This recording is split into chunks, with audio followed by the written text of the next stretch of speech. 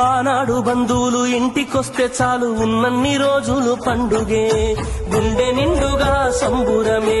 ఆరు బయట నులక మంచంపై పడుకొని కబురులెన్నో చెప్పుకుంటుంటే మనసు నిండుగా సంతోషమే.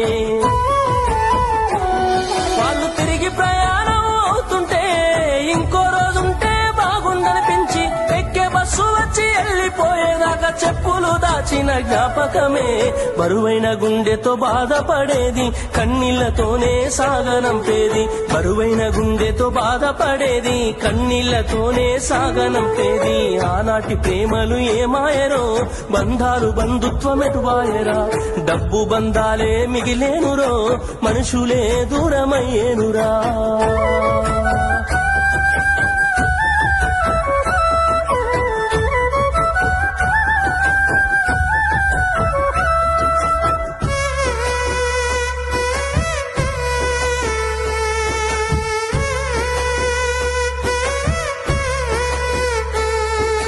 రాను రాను మనిషి కొత్తదనము కోరి స్వార్థముతోనే బతుకుతుండే, విలువలన్నీ నేడు మరిచిపోయే.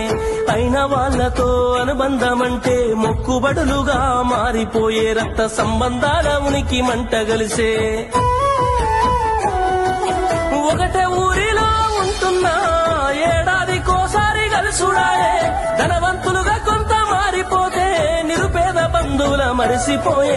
డబ్బున్న వాళ్లకు ఒక తీరు మర్యాద, నిరుపేద బంధువులకింకొక మర్యాద. డబ్బున్న వాళ్లకు ఒక తీరు మర్యాద, నిరుపేద బంధువులకింకొక మర్యాద. ఆనాటి ప్రేమలు ఏమాయరో, బంధాలు బంధుత్వం ఎటువాయరా.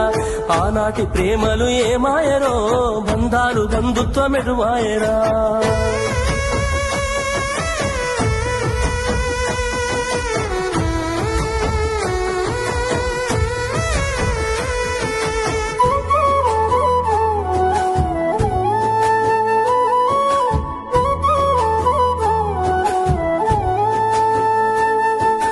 రక్తం పంచుకొని ఒకటే ఇంటిలో జన్మను ఎత్తి కూడా పెరిగిన అన్నదమ్ములైన అక్క చెల్లెళ్ళైన వేడుక ఏదైనా జరిగితే తప్ప కలుసుకోవడం జరగదాయే. మనసారా మాట్లాడుకోరాయే.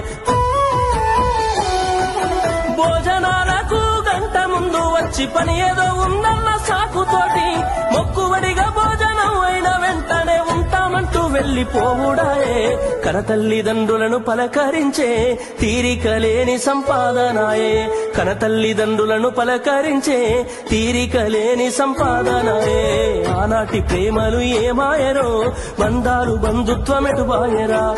డబ్బు బంధాలే మిగిలేనురో, మనుషులే దూరమయ్యేనురా.